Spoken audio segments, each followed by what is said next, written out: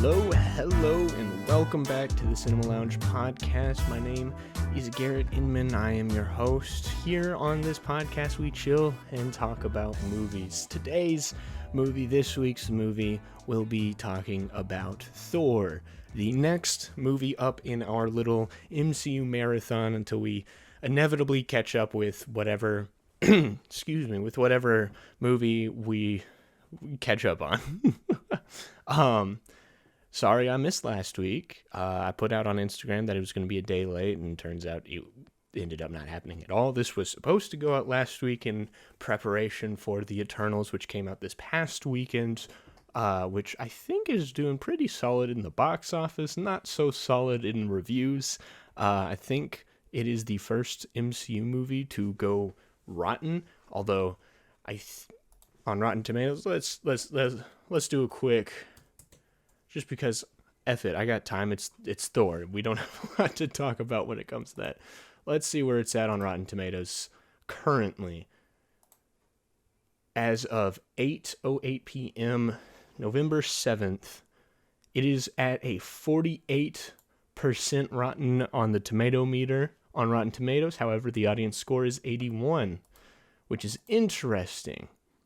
This seems to be the exact opposite of Captain Marvel, where Captain Marvel was positive from critics and it got dumped on by audiences. This seems to be the opposite. I've seen lukewarm reviews all across the board. Some people really love it. Some people, it just does not vibe with them at all.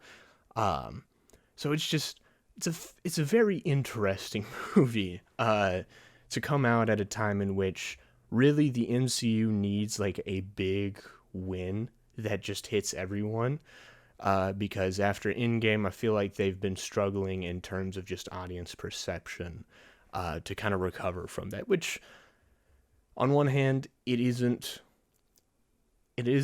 completely unfeasible that, they're struggling now, because Endgame was, for all intents and purposes, the movie of the decade, at the very least, the decade. You can make an argument it's probably the movie of the past 2 decades. You could even make an argument that it is the movie of all of cinema history, at least in terms of just the scope and scale and the mass amount of people who have seen it. It will probably go down as a movie in which most people have seen. Like, yeah, you have Godfather. Obviously, it's probably... I haven't seen it, but I would assume it's a better movie. I can name at least 100 movies that I like more than Endgame. For me, it wasn't perfect, but it was a very just massive historic movie that brought together a buttload of franchises in a mostly cohesive way that brought people in droves out to theaters, to go to theaters over and over again. People screaming in the theaters multiple times.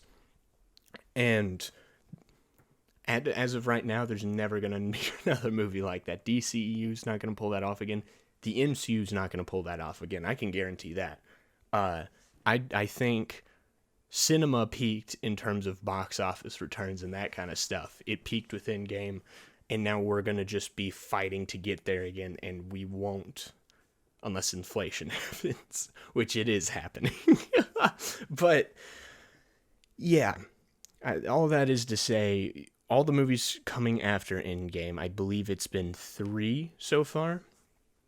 Black Widow did okay with audiences. It was also kind of another movie. Well, it was a movie that most people just kind of went, most people are just like, yeah, it's fun. Me personally, I wasn't a huge fan of it. You can check out my podcast episode. I believe it was episode 28, where I talked about Black Widow and the Incredible Hulk, compared the two. But I wasn't a huge fan of it. I thought it was kind of bottom tier Marvel, in my opinion. Shang-Chi came out. I put out a review of that on this podcast, and I was much more positive. But I will say it, and I called this coming out of the movie, it is one of those movies that doesn't really stick with me. I walked out and I was like, yeah, I'm probably not going to watch this movie for a while. Granted, that's how I was with a lot of MCU movies, but it wasn't on purpose. This one is like, I don't want to watch this movie again until I forget it. Because I know for a fact if I watch it within the next 5 years, I'm going to like it so much less. I want to get to a point where I don't remember exactly why I did and didn't like the movie, so I can go in as fresh as I possibly can again, because I feel like that's the only way I'm going to enjoy that movie. Because it was one of those movies, just the more I sat on it, the more problems I had with it, the more I was just like, well, I wish they didn't do that. I wish they didn't do that. And I'm just like, I gotta forget it. So I'm in my detox of Shang-Chi. But a lot of people really like Shang-Chi, and I don't blame them. I think it is a fun and solid movie. But this movie comes out, and everyone's across. It's like consistently so far post Endgame Phase 4. Just Marvel's consistently hitting like solid singles.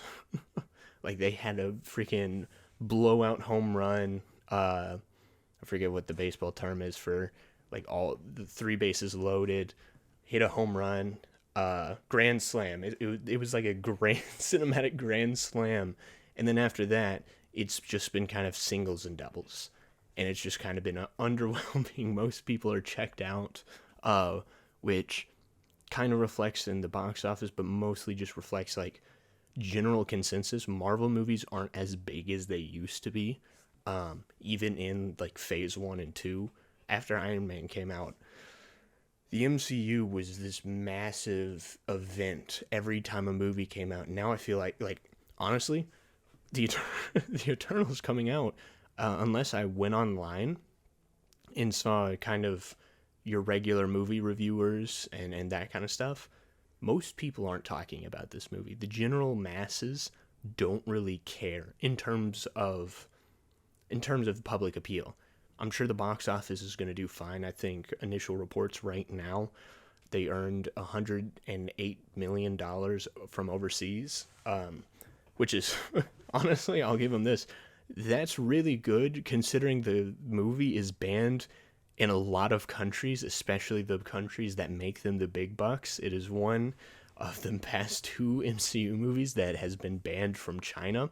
So all that considering, $108 million is nothing to sneeze at when most of your biggest markets have banned your movie. So that's not half bad. But just in terms of just public chatter and word of mouth, most people don't care about this movie. They didn't really care about the past couple, and I feel like just the general audience consensus is just, yeah, we're ready for something else. And that's kind of where I'm at, to be honest. That's part of the reason why we're revisiting older movies of the MCU to talk about whether or not they warrant such a positive kind of like look back. I know with the Star Wars sequel, suddenly the prequels became one of the best things Star Wars ever done, but when you go back to it, most of what the prequels did kind of sucked. So I'm kind of trying to apply this perspective to the MCU and just kind of, for me personally as well, revisit a lot of these movies that I haven't seen in years and go, all right, this is where we started, this is where we are now. Did we just was the MCU just consistently like hitting dingers, and then post Endgame it just went downhill, or did the MCU just kind of ebb and flow, and like some movies were good, some movies were not so good? Were any bad? Because I've heard so many people say the MCU has never had a miss. I don't know yet. I don't know. I know we're kind of in the slog right now because Iron Man 2 was not really good. Honestly, I did not like that movie all that much. The first half I thought was solid. Once Whiplash gets defeated after the car race, and there's a police siren. But after the car race, it went downhill for me, and I had a much more negative experience with it I had a much more positive experience with The Incredible Hulk, so it's just been interesting to revisit these movies. However, when it comes to Thor, so far, it is probably the most frustrating MCU movie for me. Iron Man 2 was good. Dare I say great. Dare I say awesome, amazing. The Incredible Hulk was surprisingly fun. Iron Man 2 was a drag. This movie was just frustrating. And before I get into it, we're going to tease. Before we get into it, just a life update, I guess. The reason I missed last week was because I'm in a film class. I'm majoring in film. And I had a film shoot for one of my film classes last week that I had to direct everything. One of my actors had a family emergency, so I had to fill in for him. We ran super late, got done shooting at about 1 a.m. I had to go volunteer at church the next morning and direct service. So I had to wrap up pretty quickly. We ended up cutting 3 scenes. It was Halloween the next day. And I basically had to get all of my clips and audio and stuff together. And now I'm editing it.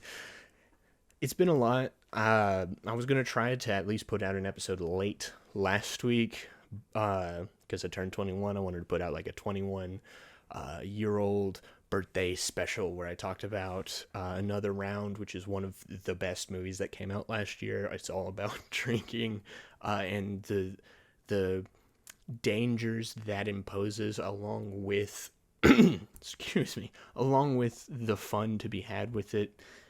But I got really busy on my birthday. I had a lot of work to do. And so that didn't happen. So I apologize for not putting out an episode last week. I'm sure that's going to hurt viewership because YouTube, you are a fickle, you know what. But yeah, so that's where I'm at. My computer has ceased to work, my laptop. My desktop, she's working like a charm. She's doing great. My laptop decided to stop working overnight. It was working perfectly fine one night. I went to bed, woke up the next morning, and then I tried to turn it on. Let's see if it'll turn on for me. It'll give me like the surface overview, and then it'll give me the low battery signal, even though it's been plugged in for a week now.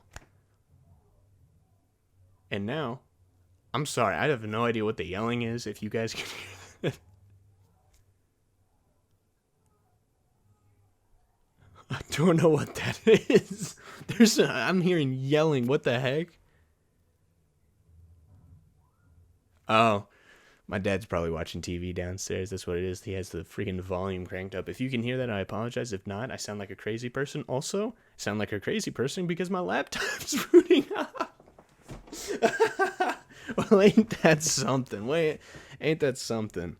Oh, boy. Well, welcome to the Cinema Lounge. I know we're about 13 minutes into this, but this is what the show is just technology crapping out. Yep, my laptop just turned on. That's great. Oh my gosh. Well, wow. Okay. My laptop decided to just work now. This is what the show is. I have zero budget. I'm recording on a webcam. I have a laptop that's literally falling apart at the seams. That I guess selectively turns on and off. Yeah. Welcome to the show. The best low budget thing out there where I am holding this together by a thread while my family watches TV loudly in the other room. Low budget podcasting. All right. Let's get into Thor. Thor, like I said, is one of the most frustrating movies in the MCU. And I don't use frustrating to say that it's bad and it's so frustrating that it's so bad. No, like, if that were the case, Iron Man 2 would definitely take the cake, because that movie was just bad. Like, it genuinely was not great. There were some good parts to it, but overall it was a slog and it was not good. This movie, there's a lot of promise. That's why I say it's frustrating. Iron Man 2, yes, I guess you could argue that there's promise. You could probably argue that there, there's some potential, but overall, just the core story and what's happening is not very compelling. Weren't moments where I go, yes, this storyline is interesting. It's like there's a couple of setups that just don't deliver, and that's it. This movie is like two movies that could have really worked if by themselves, that they decided to cram together and not put as much effort into either side, so it becomes frustrating where it's, well, let me tell you the two sides. One side of Thor is this Asgardian epic that it's like, space warriors, these Nordic god type beings. You could have even made a case that this could have been in Marvel's Game of Thrones or something. These epic buildings, full-scale battles, diplomacy and negotiations, backstabbing and betrayals, all of that fun stuff within this more galactic, world where everything resembles Nordic mythology, but it's all in space. There's all of this just grandiose structures and characters. I think that would have been interesting. The issue is they go to Earth, and then it becomes a fish out of water comedy, which I think that side of the movie gets a lot of flack. I think there are some things that work. The issue is that it continues to impede on the Asgardian storyline. By itself, I think it would be interesting to follow these scientists that just find a guy in a thunderstorm tornado type deal, and it's a fish out of water comedy mixed with almost a mystery as to who is this guy. And you, like, as he tries to convince everyone, no, I'm Thor, the god of thunder. And he's just like beaten up like a normal dude, and you learn about his backstory. You hear about Asgard and mythologize this world, and then introduce it in the second movie or something. But keep everything on Earth level. I think that could work. Maybe not exactly the way they do it, but I have a couple of ideas here. So first, let's talk about the Asgardian epic side of things. That needed way more development. It's an interesting world. It's an interesting story. I love how Asgard looks. It is gorgeous. It is one of the most beautiful locations in the MCU, and it's so underused. I love how the main Odin castle looks like a giant pipe organ. That's what it reminds me of. I love the Rainbow Bridge and the Bifrost. I just played God of War, the new game, last year. I love that game. And seeing how that depicts Nordic mythology and how it fleshes out a lot of these Nordic images, and then you go to this movie, it's just like, these are just kind of like lame versions of it. Like, imagine the Frost Giants as actual giants, and they're fighting these Asgardians, and Laufey is almost like this rebel king, right? He doesn't want power. He's just sick of the Asgardians, right? He views Asgard as this encroaching territory that tries to just take over wherever, and Laufey's just this guy who's trying to fight back, right? That would be interesting if you portrayed Laufey as more of just this kind of rebel king. There's that arc in the Clone Wars where I forget the planet, but the Separatists take over the Twi'lek planet, and the Republic comes in to help, and they help this underground colony of Twi'leks.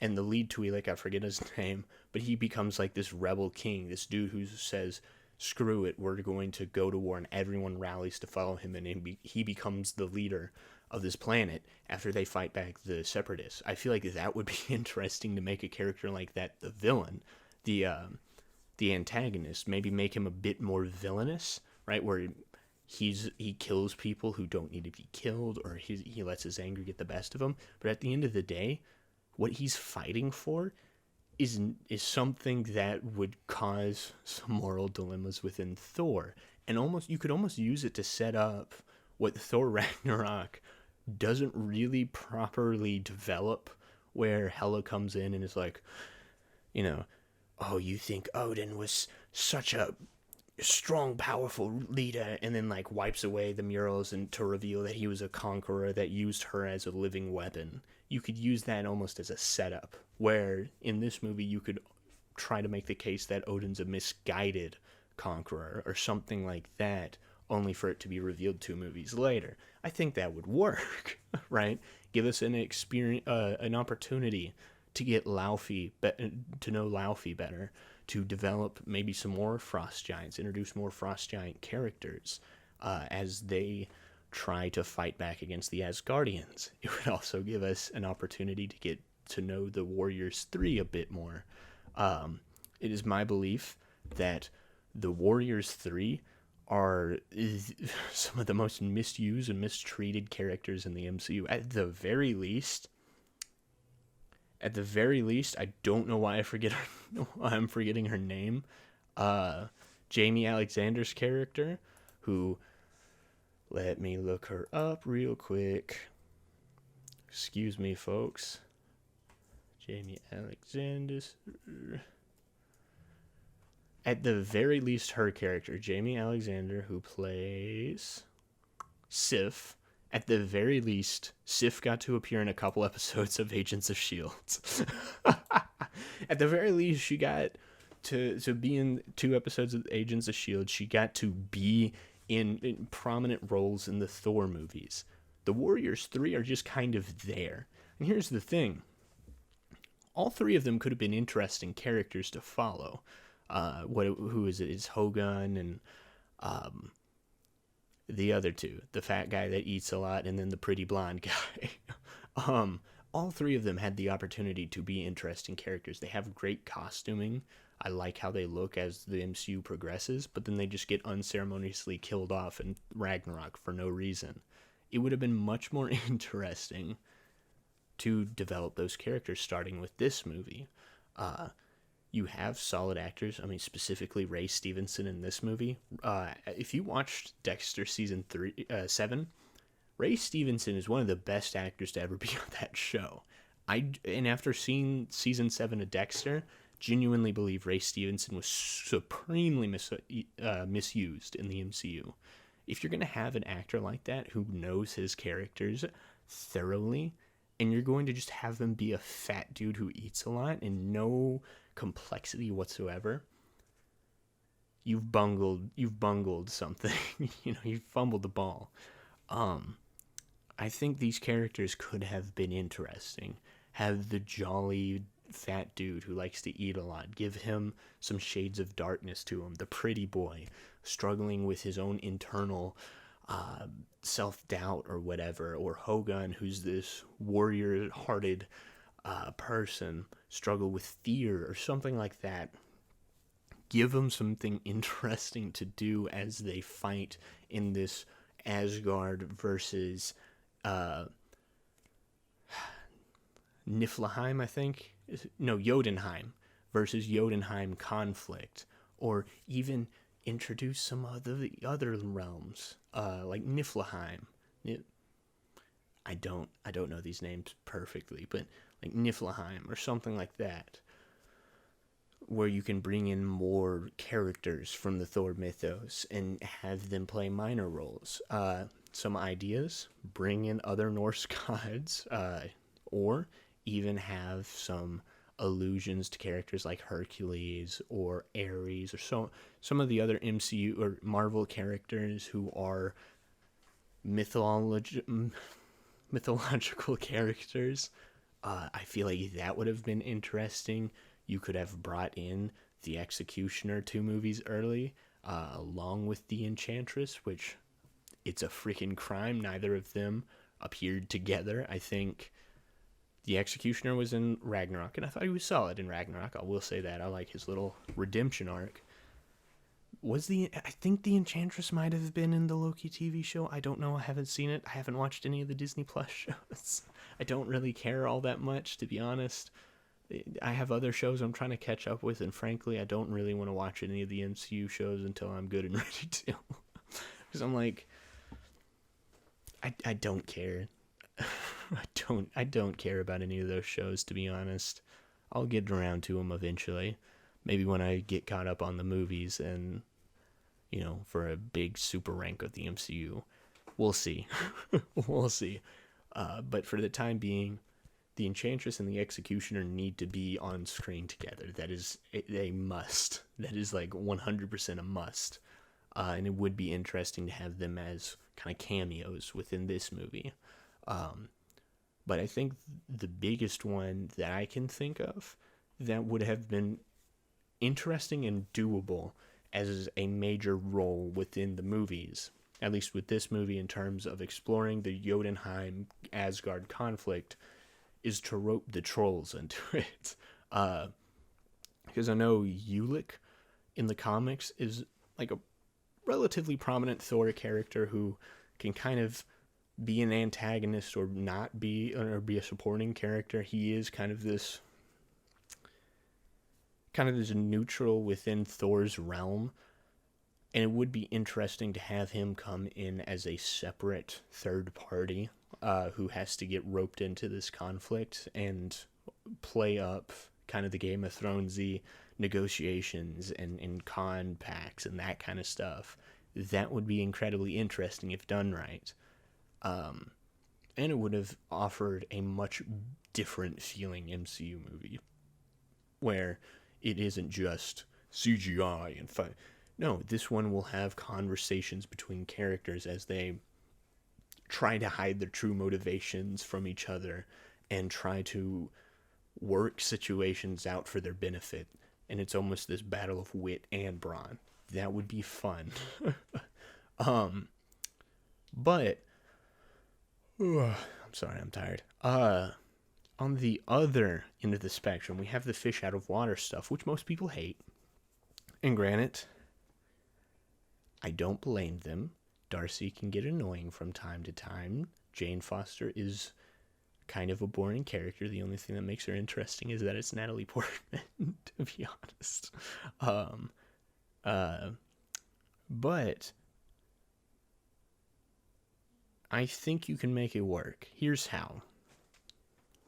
Cut everything from Asgard and just focus on this group of scientists, make them less jokey and, trying to crack jokes at one another. Like, they're serious scientists. They're trying to explore the new possibilities with the world, as we have a man in a suit of armor flying around fighting other men in suits of armor. We have a dude who can turn into this giant hulking beast, or it can turn into these massive abominations. Wink, wink, nudge, nudge. Science as we know it at this point in our world has changed.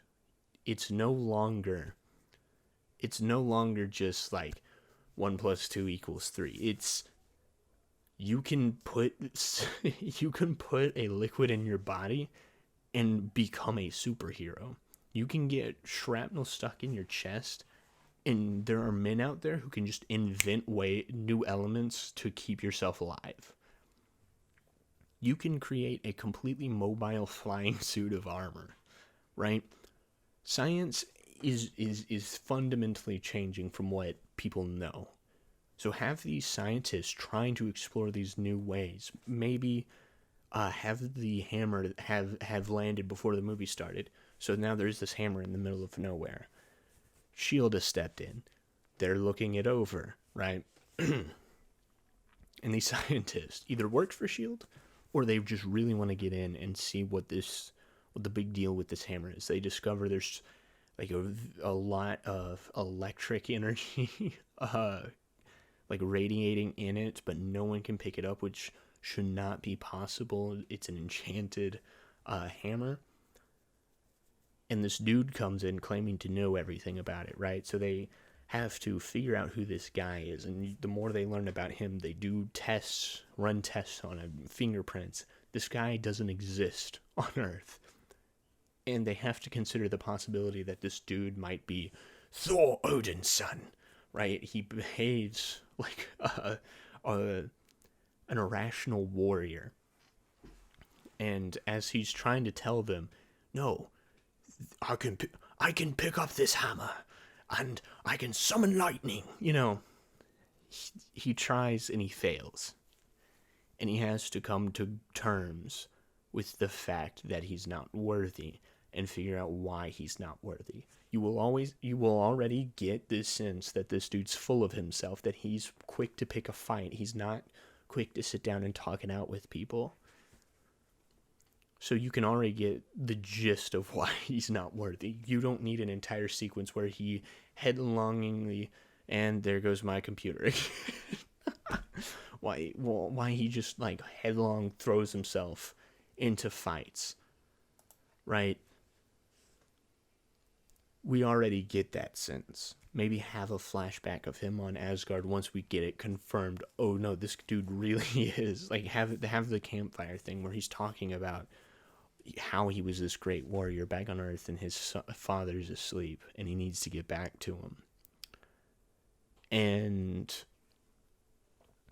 he has to sort himself out. Meanwhile, I'm going to offer up 3 possible antagonists. Instead of Loki and the Destroyer, they can stay on Asgard. There are a few Thor villains at this point in time will never see the light of day in the MCU unless they pop up as a throwaway antagonist on some stupid Disney Plus show. Because them fighting Thor, there's no chance, right? They jumped straight to Loki and the Destroyer, then went to Malekith, then went to Hela. Now they're going Gore the God Butcher. Literally any street level Thor villain at this point is going to die just by Thor literally wagging his pinky at them. So I think instead of doing Loki and the Destroyer, scrap that. Loki can just be the series antagonist. This guy who continues to come back and pester Thor and put him into these situations. Instead, let's do some Earth-based villains.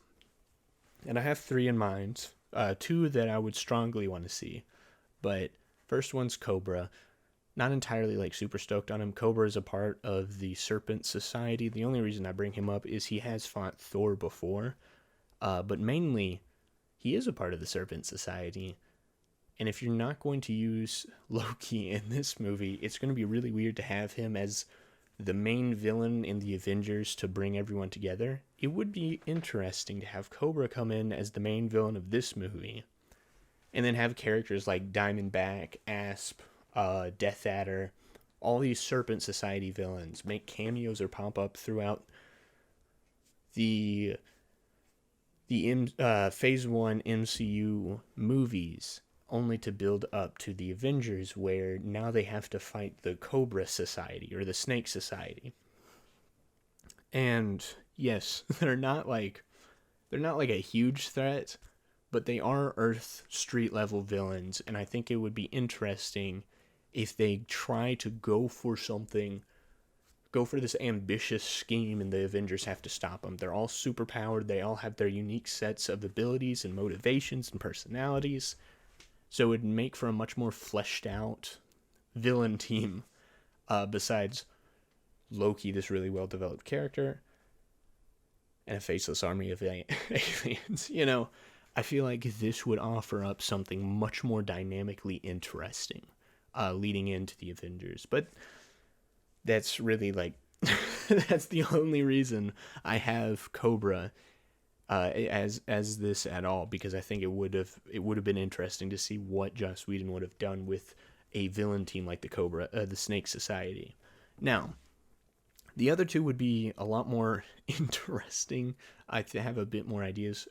First, Grey Gargoyle.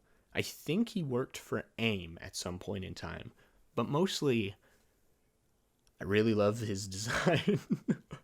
I really love his design, and I really love his powers. He's basically got the Midas touch, except everything he touches turns to stone. Very interesting, very deadly, and it would also be an interesting fight against Thor, who is, by all intents and purposes, in this movie, a normal human. I think it could be an interesting fight where Grey Gargoyle, I don't know, maybe tries to lift the hammer of Thor, can't, so he tries to develop this serum that will allow him to pick it up, either give him super strength or something, but he accidentally gives himself this curse where everything he touches turns to stone. He goes to his wife, his loved one, touches her, and she turns to stone before his eyes, and he's killed her, right? He's become this monster. And so, with everything gone in his life, he goes to pick up the hammer of Thor, only for it to be coated with rocks. Thor shows up, gets pissed. He tries to fight him, sees that his powers are turning people to stone or whatever. And so he leaves. Jane rescues him. This is very loosely put together, but at this point in time, Grey Gargoyle has nothing left. He wants to reverse this power. So he decides he's going to go threaten Jane Foster and crew. And so maybe there's like 4 or 5 scientists. He kills one of them. And Thor basically sacrifices his life to save Jane Foster, becomes worthy again, summons Mjolnir. Both the spell and the magic within Mjolnir frees both of them from the stone being turned to stone. And he fights Grey Gargoyle one last time. Grey Gargoyle gets like a boost in power or whatever to make for a much more interesting fight. And he defeats him. Grey Gargoyle gets shipped off to the raft or whatever. That could work. But my personal preference would have been the Wrecking Crew. I love the Wrecking Crew. It's this group of 4 dudes named after like construction equipment, pretty much. There's Pile Driver, Bulldozer, Crowbar, and Thunderball are kind of your main 4. Thunderball is like this really intelligent scientist, while the other 3 are kind of morons. Crowbar's usually the leader. He has an enchanted crowbar, which would be interesting if he maybe worked on the construction site, or I think he is also a scientist, but either him or Thunderball see the enchantment and are able to somehow like reverse engineer the curse. Or you could even use this as an opportunity to introduce Loki. This mysterious figure approaches them and says, "You would like the hammer, wouldn't you?" And they're like, "Oh yeah, I want the hammer. I want to be able to, do whatever it is the Wrecking Crew does. We want to be able to rob banks or get back at our bosses or whatever." And Loki goes, "Well, I can't give you the hammer, but I can give you enchanted equipment, I'll give you this enchanted crowbar. I'll give you this enchanted ball and chain, wrecking ball. I'll give you this enchanted, pile driver and bulldozer, I think." Both of them don't really have weapons. One of them just has really big fists, and the other one basically is like a mini juggernaut. So, Loki can give them enchanted whatever have-yous to fit with their characters, or, just magically transform them. But use Loki as kind of this catalyst for them getting their powers, and their only condition before they do anything else is, "I want you to kill the blonde guy." They go to kill Thor. They do. And then Thor gets his hammer back. He fights them, saves the day, defeats them, and then in like a post-credit scene, oh shoot, it was Loki, right? Like have him be a mysterious figure. At the end of the movie, Thor goes back to Asgard, and he goes up to Odin and is like, I've learned my lesson, father. And Odin's like, oh, well, that's good. F you, I'm going to the Odin sleep. I hope you're fit to rule Asgard while I'm down. And then Loki approaches him, and you see his face, and it's like, oh, it's the guy. And Thor's like, ah, brother, it's been forever since I've seen you. And Loki goes, yes, I've missed you so, or whatever. They hug, and it's like, oh, shoot, his brother tried to kill him. That would be interesting. That would be an interesting setup for Loki as kind of this continuing antagonist. And it would also allow some street level characters, so it's not like Thor just instantly fighting the best of the best. He's just a normal dude having to go up against normal dudes with some superpowers. I think that would make for more dynamic fight scenes instead of just a giant robot shooting lasers out of its eyes. It's three guys with various powers and weapons who are kind of these, street dudes who kind of fight dirty, fight tough, going up against the god of thunder in his human form. I think that would be interesting. So, in my opinion, they should have committed to one of those stories, adjusted them a bit, and fleshed everything out. And this movie could have been great. Honestly, I think this movie had the potential to be fantastic. But then they fumbled the ball and just went, we don't really know what to do with the... I don't know, I'm doing this voice. Just go along with it. We're like, we don't know what to do with this movie.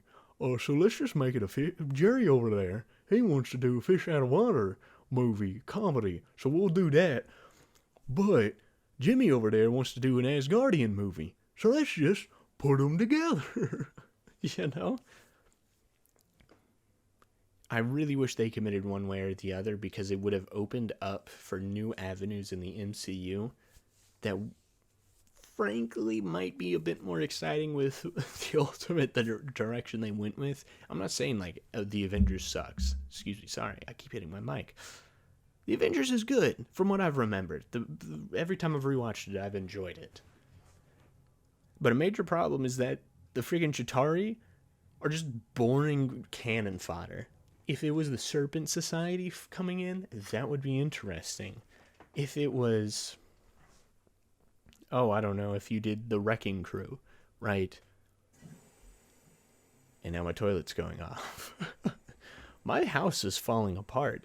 Or if you had the Wrecking Crew as the villains, reveal Loki to be the villain at the end of the movie, and then Loki coming in the Avengers to be the first big bad they fight, while Thor has to kind of come to terms with the fact that his brother kind of sucks. Or just another different Avengers villain, and Loki can kind of step up to be another villain in Thor 2, maybe even collaborating with Malekith to let the elves in to kill Odin or something like that. There are a lot of interesting directions they could have gone that I think could have bettered future, at the very least could have bettered Thor 2, but could have made some more interesting choices come out of the MCU. But instead they couldn't commit to either, and just said, F it, we'll make Loki the first villain he fights, and then we'll make him the main villain of Avengers. I think there was a lot more interesting stuff they could have done. Ooh. But like those were like my two big ideas. Obviously, Asgard looks beautiful. There was a surprisingly large amount of MCU connections. I keep forgetting how integral this is to the MCU, especially in Phase 1, introduces us to the main villain of the Avengers, Loki. Sets up Stellan Skarsgård working with S.H.I.E.L.D., which becomes important in the Avengers. Coulson coming in again in a much bigger role. Hawkeye comes in this. Like, it's literally in one scene. I think Screen Junkies did the joke where it was starring Hawkeye doing nothing. All right, see you. Like, literally all Hawkeye does is grab his bow and arrow, climb on top of a perch, sit there and go, "Yep, Thor's going towards the hammer. Oh, he just beat up some guys. You want me to do anything? No? Okay. Oh, well, he got to the hammer. He just assaulted another guard." And then Coulson's like, "Agent Barton, stand down." He goes, "All right, cool." And it's just, I mean, at the very least, Black Widow beat up Happy Hogan and had a cool hallway fight. Hawkeye literally just comes in and like does a play-by-play of Thor breaking into the SHIELD facility and then just F's off until the Avengers comes around. And then Sitwell was in this. I forgot Jasper Sitwell was in it. If you don't know who Sitwell is, he was in a handful of episodes of Agents of S.H.I.E.L.D. He was in this movie, apparently. But his biggest role was in Avengers Winter Soldier. Or Captain America Winter Soldier, where he's revealed to be a Hydra agent. And, you know, he gets freaking yeeted out of a car by the Winter Soldier.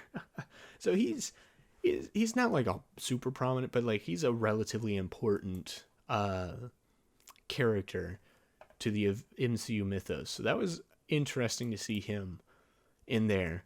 And then finally, the last note I had, I'm just going to visually demonstrate it.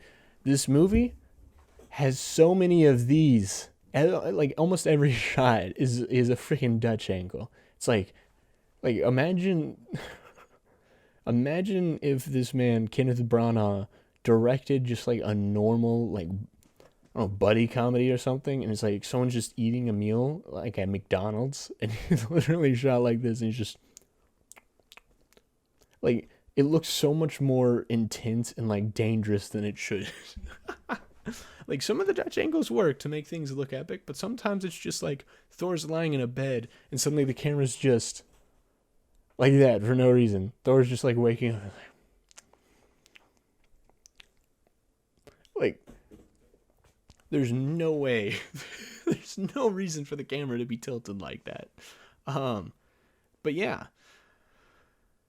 At the end of the day, the bottom line is Thor is a very frustrating movie for me to watch because there are two really good ideas in there that could have worked really well to bring out and flesh out this really cool world the MCU sets up, introduce characters that we probably will never be able to see again at this point in the MCU, and there's a lot of what ifs that come along with this. And I wish we got to see some of it rather than the movie we did get, which was a confused mess that could not commit to any concept whatsoever and just becomes a whole lot of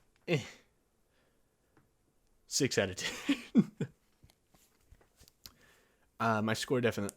I remember really liking it when I first watched it a few years ago. I think I had given it a 7 out of 10. Like, oh, it's flawed, but it's so much fun. Second time around, I liked it less. And I had a feeling I would. I just didn't know if I would like it a lot less or just like... And it kind of just was... It's a movie in the MCU. Like, it's fine. It's almost half and half, but not quite. I think there still are enough good elements in there. I like Thor's conversation with Jane at the campfire. I think the actors do a fantastic job. Like I said, Asgard is shot beautifully. Some of the comedy I think works. I really just like I like this drink. Psh, another! That's very quotable. But at the end of the day, it's kind of forgettable, and I wish it wasn't. It could have been so much more, and it wasn't. So in terms of where I would rank it, I'm going to go off the top of my head. I like it more than Iron Man 2. I think I like it a bit more than The Incredible Hulk, but it's not better than Iron Man. Iron Man still trumps all these movies, and I think that's how it's going to be for a while. So yeah, we're going to wrap up the show. We're coming up on 50 minutes, so it's going to be a shorter episode. But yeah, I don't know what I'm talking about next week, but next up in the MCU watch through, whenever we eventually continue that, I think we will be talking about Captain America: The First Avenger, which I'm excited to revisit because that movie I have very fond memories of. I remember loving that movie. So hopefully it does not let me down. So far, half of these movies have. I've seen we're on movie number 4. Iron Man did not let me down. It's still as good as ever. Hulk surprised me. Iron Man 2 let me down. This movie let me down. Fingers crossed. This is the tiebreaker, I guess. So we'll see you when we do that. Next week, I don't think there's any major releases, so I might just make a movie or an episode about like a fall movie or something like that. We'll get there when we get there.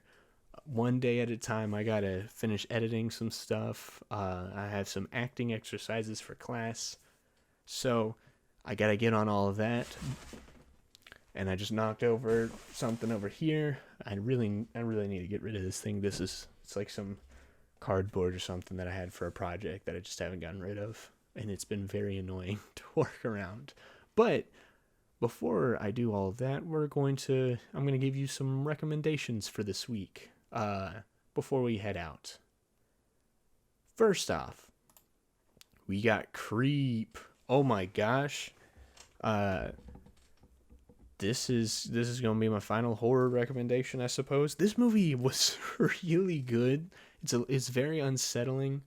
It is I guess found footage it would qualify, but it's like this mockumentary following around this dude who's just really creepy, really unnerving. You peel back the layers of who this guy is, the more unnerving and unsettling it gets, because the setup is just this dude hires a filmmaker to just make a documentary or like a video diary for his son because he's probably never going to see him again because he's dying of cancer. But you slowly realize that's not what it is. That's not what it is. And the more layers peeled back, the creepier it gets. Mark Duplass is fantastic in this movie. It's surprisingly pretty funny. Yeah, it's just kind of one of those movies you got to experience for yourself. So, experience it for yourself. Next up, we got Dune. Dune is currently in my top 10 movies of the year. I think it's very good. At a runtime of 2 hours and 40 minutes, I believe. It doesn't feel that, at least for me. I know a lot of people have given it the criticism of, it definitely feels like a part 1 movie. Yes and no. Yes, in terms of yes, there's definitely a part 2 planned for it. Like, it leaves off and there's definitely answers. There's questions to be answered. However, the way people talked it up and saying, oh, it's definitely a part 1, made it feel like it was just going to suddenly end and I was going to get blue-balled. But the story, the point in which they wrapped up the story felt natural. Like, as the scene was unfolding, I said, this feels like a natural spot to roll credits. And it rolled credits. So, yes, it is a part 1. So you're not going to get a complete story here. But there is a part 2, and it just feels natural where it leaves off. There are some questions to be answered for sure regarding some important stuff. But it's a really good time. I feel like it does justice to the books. The freaking cast is amazing. I mean, it's a stacked freaking cast. Everyone from Timothy Chalamet, Josh Brolin, Zendaya, Oscar Isaac, Rebecca Ferguson, Dave Bautista, Stellan Skarsgård. Holy crap. Stacked. One of the most stacked cast of the year. This movie delivered. Denis Villeneuve is a fantastic director. Highly recommend you go see this in theaters, preferably IMAX. Don't watch it on HBO Max. Unless you have a theater in your room. Finally, a little movie called Till Death. It is a survival movie starring Megan Fox, where Megan Fox's husband takes her out into the middle of nowhere, chains himself to her, and shoots himself in the face.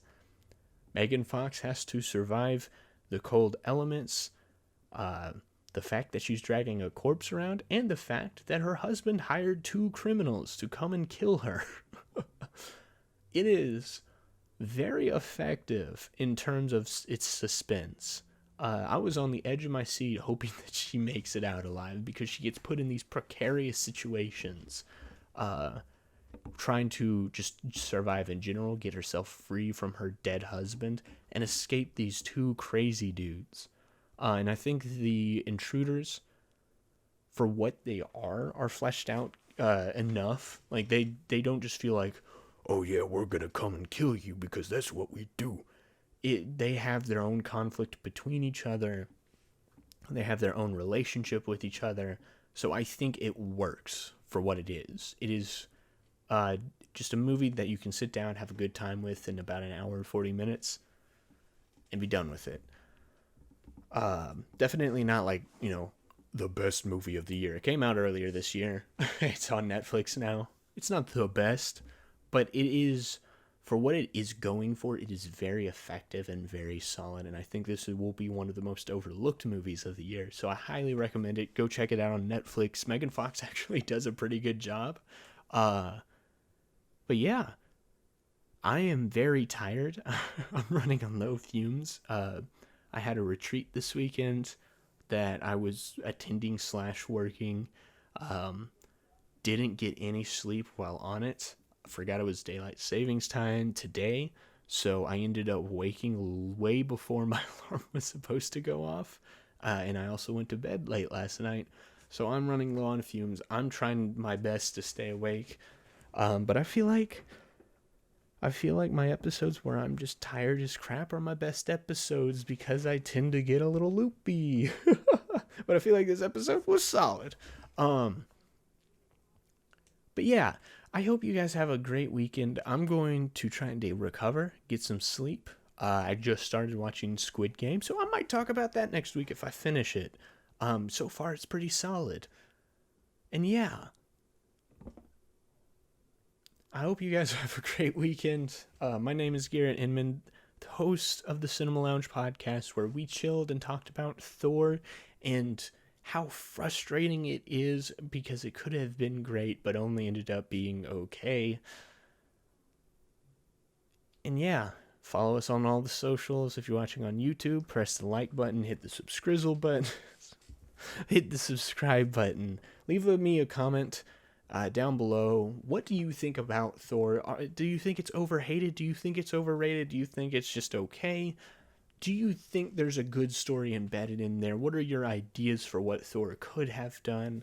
What are your thoughts on my weekly recommendations this week? Are you going to see the Eternals? Because I'm not. I just don't care anymore at this point. I'll just check it out on Disney Plus. I feel like that's how a lot of people are at this point in time. Plus, I missed The French Dispatch and Last Night in Soho from last weekend because I've been so busy.